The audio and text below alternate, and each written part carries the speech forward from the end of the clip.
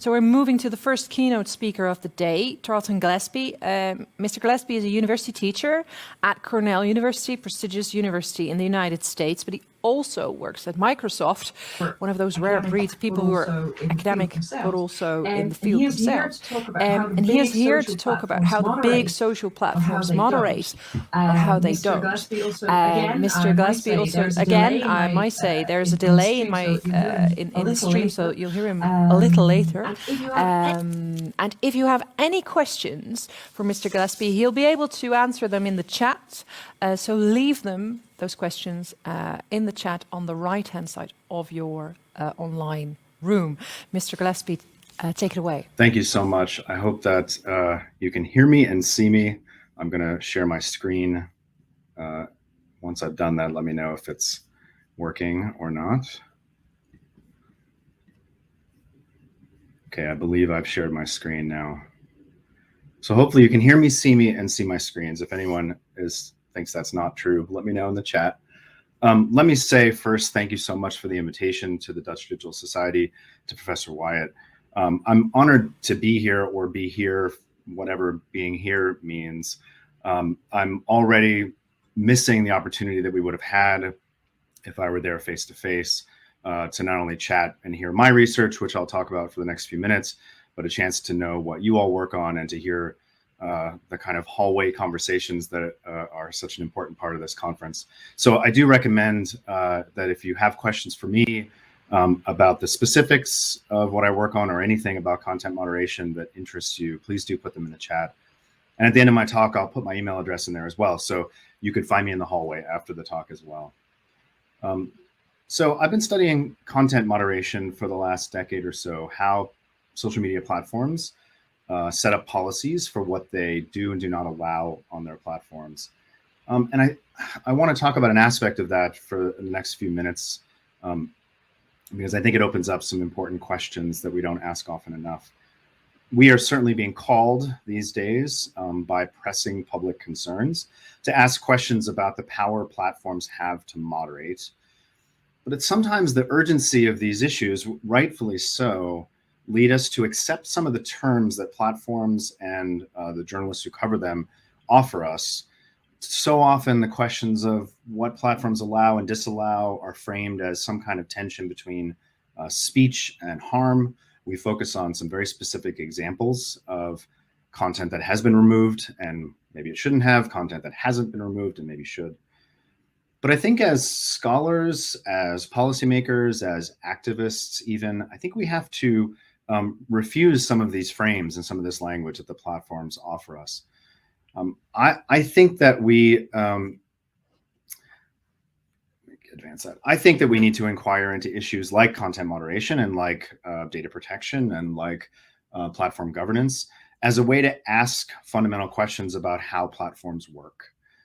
How information intermediaries enact and subtly shift contentious cultural norms through their designs and policies, how moderation arrangements affect users and content creators, how they shape publics and information institutions, and how platforms justify their interventions and also perform non-intervention at the same time.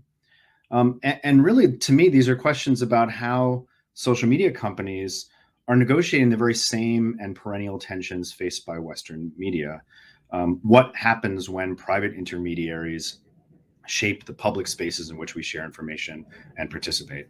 And if our charge here is to consider the nature of platforms and the kinds of decisions they make and policies they institute, whether that's for sociological or sort of policymaking ends, we can't take their definitions of the terminology, even what content moderation means, for granted. We need to examine the very terminology that we're handed. I've seen for sure the major US platforms are turning to our field to solve the problems that they are being called out for. I get the irony of me saying this, working also for Microsoft, but I think it raises a challenge for the field to be able to continue asking questions that may exceed what those platforms need or what the pressing concerns call for. Okay, so let me tell you about sort of one example that I've been thinking about lately. And I'm sorry to use an American example, but this was one that stood out to me. This was a moment in July 2021 when US President Biden said, was criticizing Facebook for allowing vaccine misinformation to proliferate on the website. And he said the phrase, "they're killing people," talking about Facebook. Facebook did not take this lightly, didn't like this accusation. And they issued this blog post that you can see on the right side of the screen that was attesting to the fact that they are taking all sorts of measures and being very careful. And one phrase in particular that I wanted to highlight, when we see misinformation about COVID-19 vaccines, we take action against it. Since the beginning of the pandemic, we've removed over 18 million instances of COVID-19 misinformation. So far, so good. We've also labeled and reduced the visibility of more than 167 million pieces of COVID-19 content debunked by our network of fact-checking partners, so fewer people see it, and when they do, they have the full context. I find this really interesting because I think that when we talk about content moderation, when the press talks about content moderation, these debates tend to focus overwhelmingly on removal. So when content is taken down, when users are banned, and it makes sense, it is delicious to debate whether Twitter should have the power to remove a sitting president's account, whether taking down white nationalists, right-wing position, terrorist propagandists, whether that's going to make a difference. What are the speech implications for having done so? But social media platforms have a wide array of tools besides removal that they use all the time. They can institute age barriers on certain content. They can geo-block certain content. They can create safe search categories, right? Parts of their site that are available to children. They can, as it's indicated here, engage in fact-checking, post warnings, post labels, tag content with information, have you click through before you see something that is potentially upsetting. They can introduce prompts and nudges and reminders. Are you sure you want to forward this? Are you sure you want to see this? They can block hashtags so that if you search for certain terms, you won't find the content, even if it's there. They can initiate temporary holds on content to try to slow down its circulation. They can issue strikes against users so that a number of violations lead to certain consequences. They can demonetize content. So sites that offer ad revenue sharing, like YouTube, can withdraw that provision of money based on certain violations. So our obsession with removal, our focus on removal, and this framing of it as a speech issue is alluring, but I think misleading. I think we have to ask questions about what kinds of publics these platforms design, what they prioritize and what they don't, and how they manage expression, participation, and association in various ways and through different modalities. I want to use this clue, this little phrase, reduce the visibility, to tell you about a set of policies that my sense is have become widespread among major social media companies, but are not widely talked about, either by them, there'll be these little moments where they'll say a phrase like this, or by the press or even the scholarship in the field. All right, I'm going to start with YouTube and Facebook. They've been the most explicit about these policies, not particularly explicit, but they have mentioned them. There are explanations of them. Both of them call this borderline content. I don't love the phrase because of some of the connotations of borderline, both for how we think about national borders and how we think about mental health. So I've been preferring the term reduction policies, and I think you'll see why. So in January 2019, YouTube announced their 4 R's of responsibility. That's the letter R. Remove, raise, reward, and reduce. This was supposed to be a kind of synthesis of several elements of their moderation strategy. Some of them are pretty obvious. Remove is what content they take down. Raise is the idea that you can provide counter speech or fact check news, so providing good content in the face of bad. Reward is their monetization program. So what will they offer ad revenue sharing for? And then reduce is this 4th category. And the way they describe reduce is that they want to take the content that brushes up against our policies but doesn't quite cross the line. They had 2 categories of this. They had harmful misinformation, and they referenced things like QAnon conspiracies, This was sort of before COVID vaccine, but obviously they use this for vaccine misinformation. And the second category, borderline content. And what they mean is any policy that they have, policies about sexuality, policies about threats, policies about harassment, terrorism, self-harm, misinformation, hate speech. They now have a sense of those things that don't warrant removal, but are problematic enough that they want to reduce their circulation to some degree. This is the first time that YouTube talks about this explicitly, but it's not the beginning of this policy.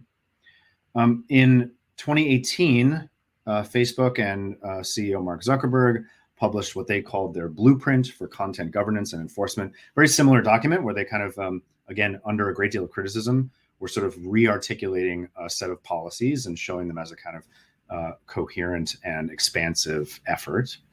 And they described also their borderline content policy, same phrase. They said the most effective way to stop the spread of misinformation is to remove the fake accounts that generate it. The next most effective strategy is reducing its distribution and virality. They launched this policy about reduction also in 2019, and then published in 2020 some guidelines about what it was that they were reducing.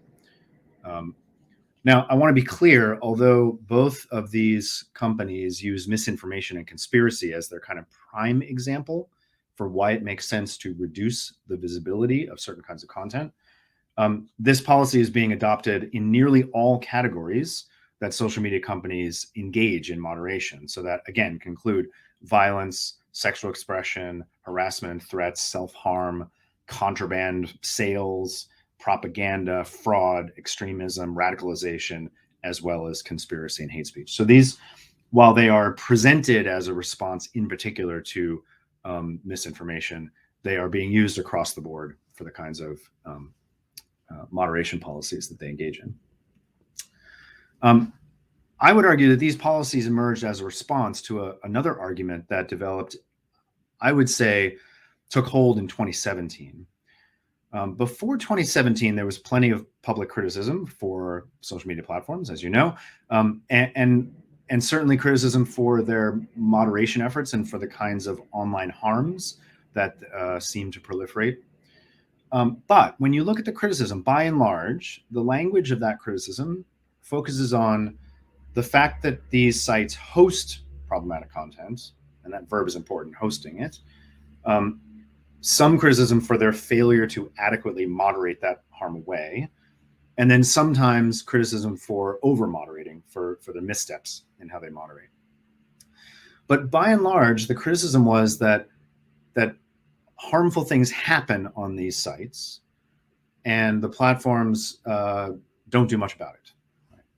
In 2017 and 2018, increasingly, the criticism that grew was that these sites were not merely hosting problematic content, but that they were amplifying it.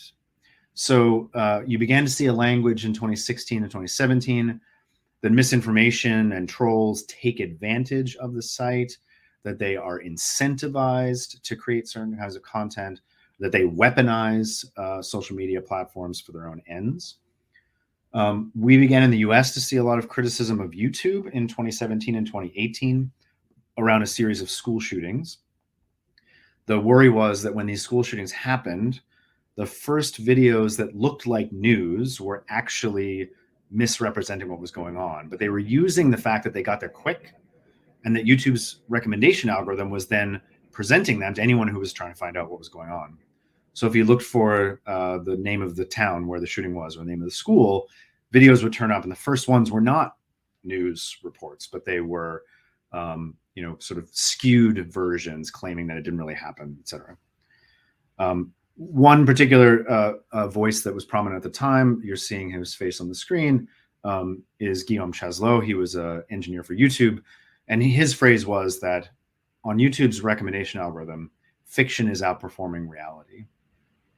And also in our own field, Zeynep Tufekci wrote a column for the New York Times where she called YouTube the great radicalizer, right? Concerned that it was the algorithm that once you entered the site and began watching videos would sort of lead you down into sort of rabbit holes or more and more extreme content, whether that was violence or politics or misinformation. And so it wasn't just that the site had this content. It wasn't just that it had a lot of this content, but that the very structure of the site was incentivizing and amplifying. And this concern only sort of grew around in the US, the 2020 elections, COVID misinformation, deepening concern about white nationalism, election fraud concerns around the world. And this argument, again, there were people before that point saying that there were implications to social media algorithms, but the public debate and the way we were calling out social media companies changed. And the companies heard that. Now, that's not to say that this response was the right one or an adequate one, but they certainly heard that critique, and it challenged how they thought about this. In response to amplification charges, reduction policies follow. I'll explain why platforms saw this as sort of the logical response. Okay. I focus on Facebook and YouTube, but they are not the only ones engaged in this. Depending on how we think about reduction as a technique, we can see a series of policies at many of the major platforms. I'm looking again at the US ones because that's where my focus has been. But an array of kind of family resemblances where less publicly, less explicitly, or maybe in slightly different forms, we see the very same thing. So Twitter also says that they reduce visibility of misinformation, again, specifically around vaccination misinformation and election fraud. Both LinkedIn and TikTok have made references to limiting the visibility of certain content. They don't specify as clearly what content that they remove. Tumblr for years had engaged in what I called earlier kind of hashtag blocking. So they would allow sexual content, but they would make it so that if you searched for certain terms, that content wouldn't appear. So it's still in the archive, but it's not being offered up. That changed in 2018 when their policy changed, but that was how they handled sexual content until that point. Reddit has introduced a policy called quarantining, where they'll take an entire subreddit. So Reddit has these different sort of discussion areas. And if they have one that is sort of fraught with misinformation or trolling, they will quarantine it, meaning it's still there, but it's harder to get to. And importantly, no posts from that group will ever make it to the front page. So I see it as similar because while the discussion is still there and can be found and can be had, the way that those posts might have reached a wider audience by making it to the front page is reduced. Recently, Instagram introduced what they called sensitive content control. That was a way where you could kind of toggle a switch, whether you wanted in their recommendations, whether you wanted more explicit or less explicit. In the description, it indicated that the default was already somewhat less explicit, meaning they're already reducing the circulation of explicit content, adult content. And even Spotify, this is a stretch, but they had a policy they tried and then pulled back from, where they were going to remove certain artists, not from the archive, not from your own playlist, but from their playlists. And the idea was that someone like R. Kelly, who has been under investigation and many people find reprehensible, was benefiting from the fact that his songs were showing up on playlists that gained a great deal of listeners and gained artists a great deal of money. And they wanted to limit the circulation of that music. And in some ways, Spotify's like responsibility for it, right? Their implication for having helped these artists. They pulled back from this policy, but it has the same instinct where it says, we'll keep the content. It'll still be findable. But the mechanisms that the platforms imagine are those that cause things to circulate, cause things to gain prominence, cause things to be more visible. They'll use a mechanism to kind of limit that content from being recommended or circulating quite as widely as it could. I don't want to go too deep into how they do this. I can talk about it in the Q&A if people are interested. But suffice it to say that the tactic is pretty familiar now.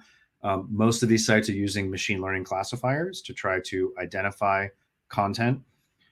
Facebook is using the same tools that they use to remove things. So it's basically like, if something looks like it's bad enough to remove, they'll put it in front of a human reviewer. If it scores a little lower, then maybe they'll consider it borderline, right? There's literally a kind of spatial logic to imagining this stuff sort of not quite reaching the line.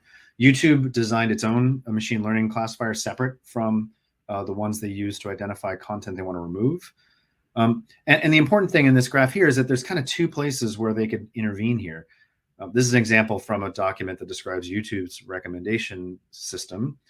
And there's basically a two-step process where YouTube they don't rank 1 million videos for you to watch. They grab a couple hundreds that seem relevant to you, and then they rank those. So this populates that kind of strip down the right. You're watching a video, now there's 9 more videos that they want to show you. So you could imagine that a video that they've identified as problematic could drop out at one of those 2 points. Either it could never be recommended because it doesn't even make it into what they call candidate generation here, or it makes it, but it's not going to rank as highly as other things, right? So maybe it shows up, but it's 200th in the list, which we know is practically reducing its likelihood of ever being seen. So there are different ways, but part of the reason why I highlight this is that none of this is being discussed about how this works, right? What counts as borderline content, how it's identified, how it's reduced, and how you would know about it, how you would even know that content has been reduced from its otherwise likely circulation. And I can say more about that if we like. What I find even more telling is how platforms explain why they're doing this. And as I said, they're not saying it very loudly. This has become a very important part of their policy, a very widespread part of their policy, but I think it is still a quiet one. When they do explain why, there are a couple versions of the explanation. So one is a kind of that this is just an inevitable side effect of making rules. This is Facebook's favorite explanation. So Facebook would argue that we are always drawn to salacious content. We're always drawn to the raciest stuff, the most dangerous stuff. And so wherever you draw a line, there's going to be a demand for the things that ride the line, that sort of skirt the issue. And so there are going to be content creators who try to serve that. And this is the graph on the top, that as you get close to a policy, there's going to be more and more stuff that's like just shy of not allowed. And so what they want to do is they want to sort of like squelch that. And what I find interesting is that this is in Zuckerberg's blueprint document, that the drawing on the bottom is what they want. It's not a straight line until the policy comes. It's actually less of the stuff that you would say is questionable, however we want to use that terminology. So this is one instinct that you're sort of, if you're a rule maker, you're going to have to deal with this problem. I don't know if that's true. This is the explanation that Facebook offers. There's a different explanation. This is one that YouTube uses more often, which is that they've recognized their responsibility. And you can take this as genuine or covering their butts in the public, but saying that they recognize that they recommend content and that recommendation has certain responsibilities with it. So therefore, they should intervene at the point of recommendation, right? They can host, but it's their responsibility for having shown you the next video to watch, right? And there's an important move here that a lot of the platforms make, which is that different parts of the platform then require different responsibility. So if you think very simply as YouTube as an archive of videos that you could watch and a recommendation ranking of videos they think you might watch, that they see those as different responsibilities. This is why the Spotify example is striking, because to say that the musician should stay in the archive, but that their playlist, which might popularize their music and lead you to listen to it more, demands a different kind of responsibility. Again, this is YouTube's explanation, not my own. I think there are another set of explanations that don't get said so loudly, but I think are quite reasonable. So one is that the work of moderation is difficult. The problems that we're asking platforms to respond to change all the time. And so maybe this is a way for them to be more flexible as things emerge. So, if QAnon didn't exist and then it did, how do you sort of address that? It's also a way to govern when it's not easy to articulate the policy. So we expect platforms to say why they're removing things, and that requires writing a policy and writing a sort of bright line rule. And this may give them a way to govern things that they don't have a way to draw a clear boundary around. And I think it's worth saying that this is a way for them to continue to enjoy that content and whatever financial value that offers them, also avoiding charges of censorship because the video is not gone, the post isn't gone, it's still there. and also avoiding liability, right? So it's a pretty safe move for them, where they get to, in some ways, have the best of both worlds. I want to make sure I leave time for discussion, so I want to not spend too much time on the remainder. But let me say a bit about how I think we need to think about this. So on the timeline that I gave you, this sounds like a new policy. In some ways, it sort of emerged out of 2017 and 2018. There's a part of it that's new, but I don't think it's the technique is new. So the part of it that's new is that questions that we think of as moderation questions, right? White nationalism, conspiracy theories, election fraud, that we already understand as something that platforms should be moderating and are failing to, are what are motivating the policy. But the technique is a policy that they've had for a long time. It's not surprising that when Facebook and YouTube explain these policies, they often reference back to clickbait. Clickbait is a problem that was addressed by showing you less of it in recommendations. So this technique was around for a long time. But I don't think we think about clickbait very often as content moderation, which is interesting because, of course, it's speech that got less visibility in order to remove it because it was seen as problematic. But it got framed as sort of a consumer problem, right? Consumers don't want this. The platform doesn't want this, and it's okay to remove it. It wasn't understood as sort of a speech concern. It was also being handled in different parts of the company, right? So trust and safety that handles kind of who do we kick off the site. Algorithm design, which is a different team, sort of information quality, personalization. Those are different domains. They speak to each other, but depending on the company, they approach these problems in different ways, and they approach them at different points in the platform itself. So in some ways, what's new is that we're seeing the technique of kind of quality management being turned to the concerns that we traditionally understand as harm. We could see this as a really good move. YouTube certainly wants us to think it's a good move, that it's a greater responsibility. We can also raise some questions about it that I'll end with.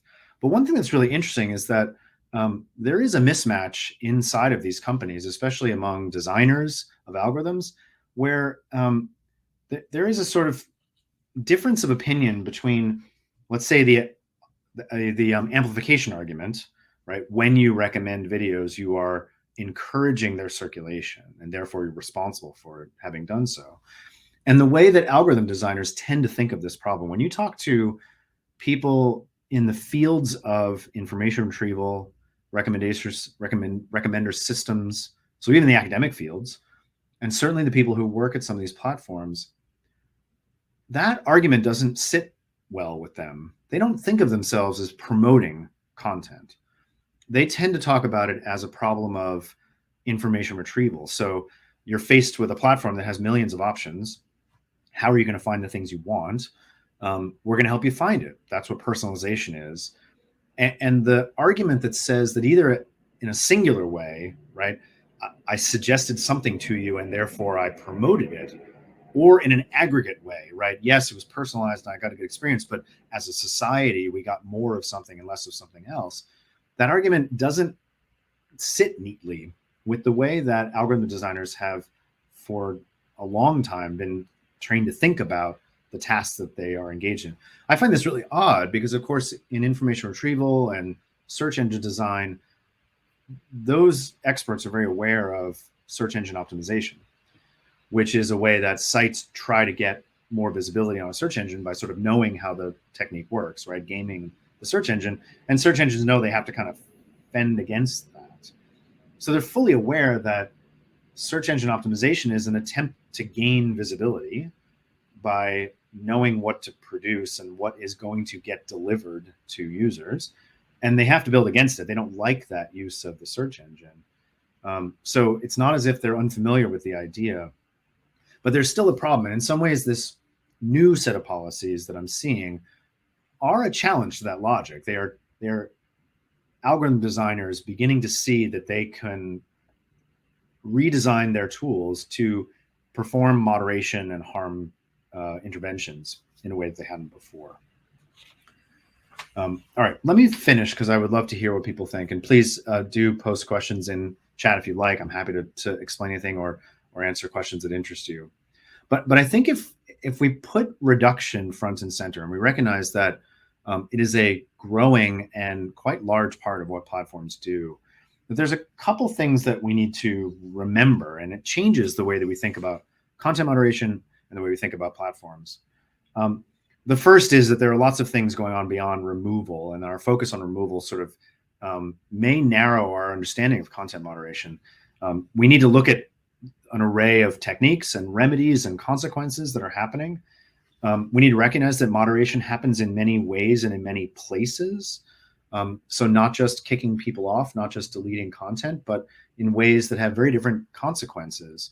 And then we almost don't call content moderation, but I would argue that from a different perspective that says moderation is how platforms adjust what we see. Removal is just the most extreme version of that, but design and algorithmic recommendation have a very significant role to play here. The second is that we need to stop thinking about platforms as sort of archives of content. And I think we have done that, but there's still a literature that is developing that is trying to demonstrate that amplification matters empirically. And I think we need more of that, right? Because it helps us think about broader questions about how it is that we end up seeing things. From the everything, what is it that we see, and how is public attention directed towards some things and not others? The second thing is that, or the third thing, I guess, on the screen is that when governance takes the form of this kind of quiet, built-in, kind of seemingly non-controversial adherence to norms, like we know we don't need this, users don't want it, it's a natural output of rulemaking, it's unseemly, we don't want that content. This is a very different kind of intervention than explicit policy enforcement. Here's a rule, you violated the rule, your content is removed.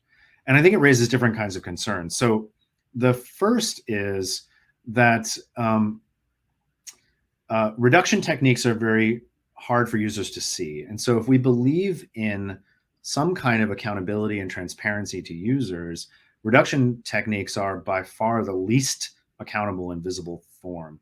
And in some ways, it leaves users grasping for explanations. Why did my video not circulate the way I expected it to? Is that my fault? Is that the content's fault? Is that the algorithm? Am I being shadow banned? There's a lot of suspicion that's developing, such that even when platforms are making good decisions, users are suspicious about what they're doing. But certainly this is a place where like users can tell the levers are being pulled underneath the workings of the site, but they don't have a clear way to get at how it's happening, the degree to which it's happening, whether they're subject to it or not. And at the same time, our answer, which is usually be more transparent, is a tricky one here. It's a difficult one, in part because when content is removed, we know the difference between content being present and content being absent. But when content is reduced, what are we comparing it to? Like there's no normal circulation of content. Like any particular post or video, we don't know how far it should have gotten.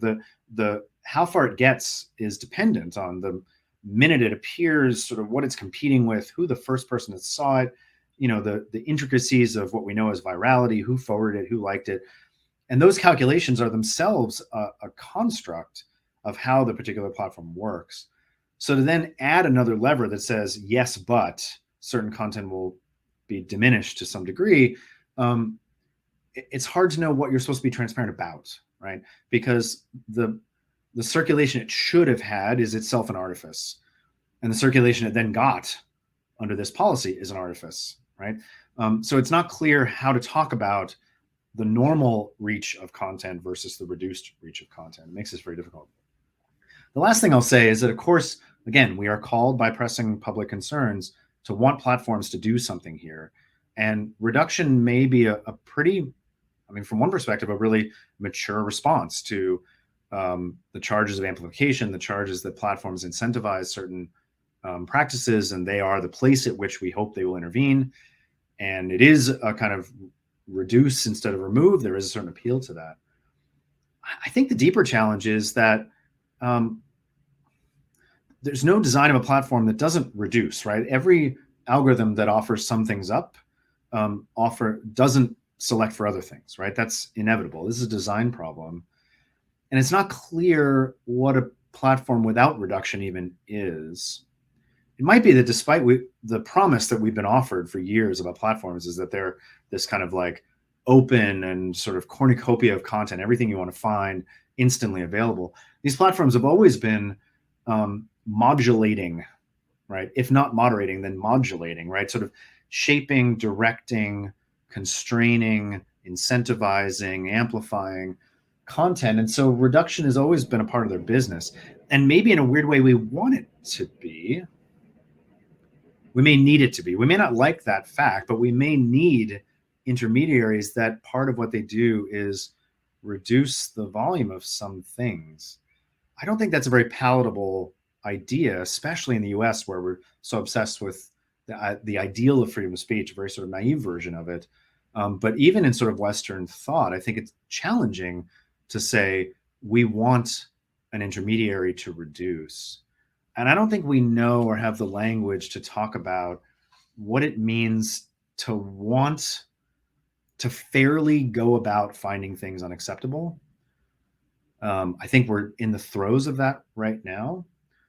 And there's a danger, and this is where I'll stop it, which is when we think back to traditional media and we think back when traditional media made decisions not about obscenity or harm, but about quality, right? When it said, whose voices look like quality voices, which we expected them as sort of gatekeepers to give us high quality news reporting, high quality entertainment, whatever.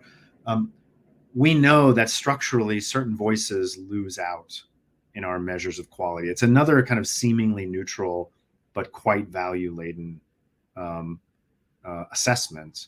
So if we're shifting, or if we're expanding the mechanism by which we manage content through a quality assessment, or we're blurring the way we think about quality and the way we think about harms, that maybe we can get rid of the harmful things by thinking them as low quality or using the same techniques.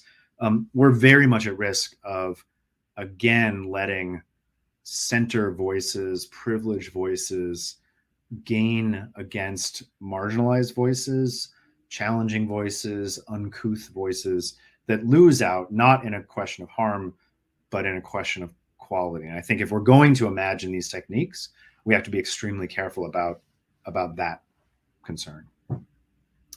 Thank you so much in this forum. I'm so grateful that everyone's here and listening. And I will turn my attention to the chat. The last thing I want to say is that if you're interested in the book that I published in 2018, there's a free copy. That's the URL. So feel free. Hi, Tarleton. I hope you can see and hear me, and I hope there's no echo. If there is, please let me know.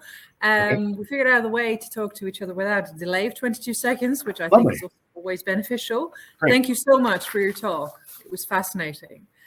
And as you see, there are quite a lot of questions in the chat box. So let's just go to one of the first ones. That was by Emily de Keulenaar, and I think she'll be able to ask the question herself. So I hope we can get her into the live stream. Yeah, if that's possible, great. Otherwise, we can do it from the text.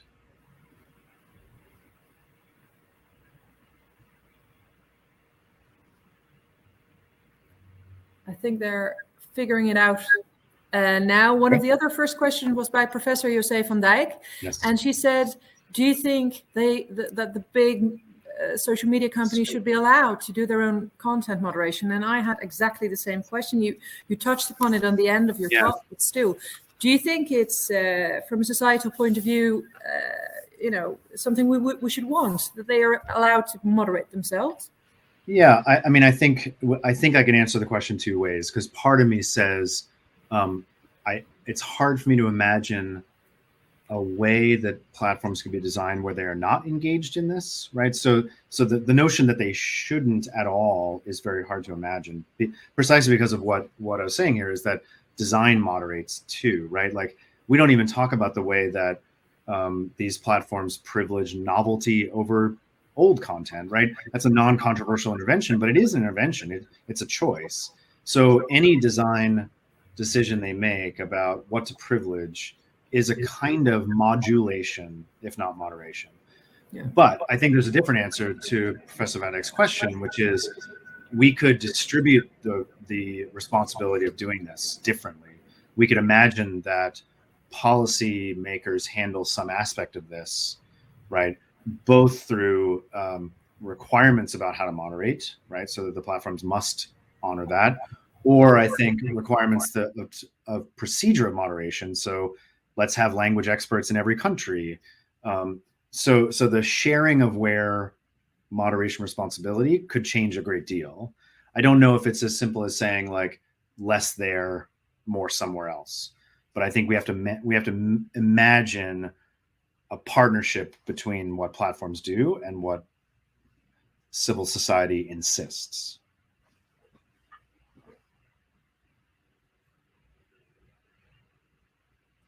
Hi, can you hear me? Yes, Emily, I can hear you. Great. Thanks a lot, Tarleton, for this. This has been, of course, really fruitful.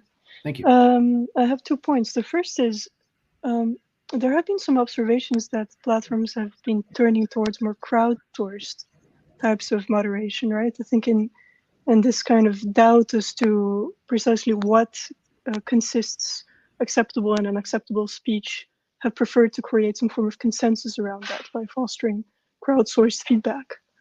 And the turn towards or the increase of techniques for moderation perhaps points to an opposite direction simultaneously, right? And I was wondering if you had anything to say about that.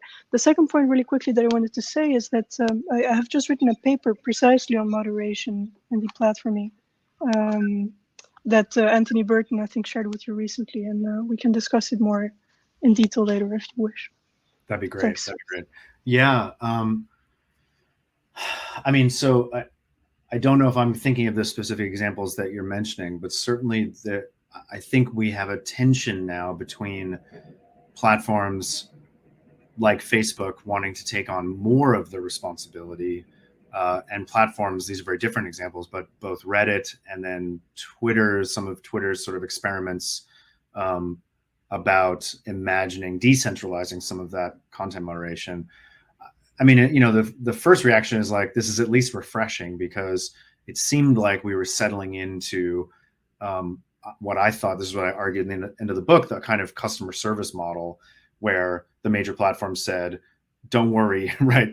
Enjoy the platform. We'll handle the problems. We got it. And, you know, we've now had 5-10 years of public concern saying you don't got it and you don't seem able to get it to the degree that we need. Now, the question of what to do next is much harder. The question of even who we was in my last sentence is harder because those failings are not evenly distributed across users and platforms and countries. So the question then of saying, I think we're seeing a lot of arguments that say policymakers need to give some structure to platforms so that they act on the behalf of the public. That is one route. I think Twitter's experiments are kind of harken back to an older internet ideal, right? That communities can manage themselves. I don't mind them experimenting and seeing if there's a better way, because in some ways, I think the grand failure of platforms over the last 15 years is that they innovated on how to quickly and seamlessly deliver content to us, but they did not innovate on how to help communities govern themselves. And that was the double promise of kind of web culture. And I think platforms did one of them very well, lashed it to advertising and data collection and didn't do the other one at all. So, you know, if that's one of the turns, I would happily see what the outcome is. They're very different notions of whose norms should prevail. And Reddit's a great example, right? Reddit did take a kind of more decentralized model that says, if you're in a subreddit that discusses stuff that's racy and that's where you want to be, then moderate according to those terms. And that worked to some degree. They didn't have some of the problems that Facebook and YouTube had, but they had a different problem, which was if a whole community agrees to do something truly reprehensible, they're going to keep doing it. So Reddit then had to instantiate some kind of minimum policies so that even if a community thought it was fine to share, you know, stolen nude photos of celebrities, that still can't be okay. So that give and take between what a community can do best, what a platform can do best and must do, and then what needs to be articulated as a kind of civic society legal framework. I don't mind us kind of jostling those a bit and seeing whether there's a better balance. I think they all have to be in place in some degree.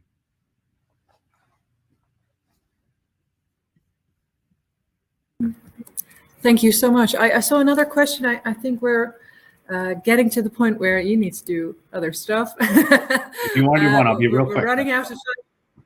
There's so many really good questions, and I'm afraid we can't handle them all.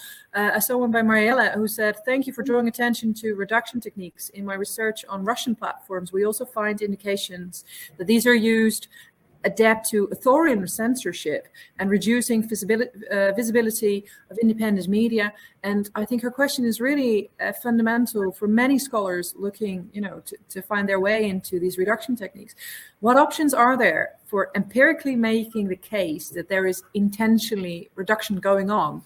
Have you got any advice there? No, it's a great question. I know we're short on time. So the short answer is there isn't a clear technique that I know of yet. There's certainly user groups, certainly like US and Western sex workers have been engaged in this effort for the last couple of years, trying to prove that their content is being reduced. So that's a kind of outside of the system trying to demonstrate it. Yeah. There's a really good report called Posting into the Void by a group called Hacking Hustling that tries very nobly to identify that problem. But the short answer is this is a very hard thing to demonstrate because it's hard to know how far something would have circulated if it hadn't been reduced. And so we're once again stuck in that problem where we need to demand the platforms be more clear about this. Obviously, the situation that Marielle is talking about, there's a political incentive not to be clear about it. Yes. And it's an extremely difficult question to prove demonstrably. Yeah. And again, what counts as reduction that is itself already built into the very priorities of the system, right? Regardless of like a specific lever that says, QAnon should circulate less, it opens up a question of the entirety of the way these systems work. But I'll keep thinking about this because Marielle's asking the right question. Yeah, thank you so much for your time, and thank you everybody who's been in the live stream. If you have any questions, put them in the chat box. For now, I'm gonna thank you, Tarleton, for all the time and the fascinating speech you gave. You've completely turned around my view on moderation as a journalist, obviously, and for your answers in the chat. Now, for all of you participating, you can return to the lobby and then click on one of the panels that you want to get into. There are quite a few. If you click on return to the lobby in your screen, you'll see which panels there are. And don't forget to come back here in this virtual room for an interview with José van Dijk, the prize-winning scholars, José van Dijk, I should say, and Bart Jacobs. They will be here later this afternoon. Tarleton, the day for you is just starting, so I hope you have a great day. Thank you so much. Thank you. It was my pleasure. Okay. Bye-bye.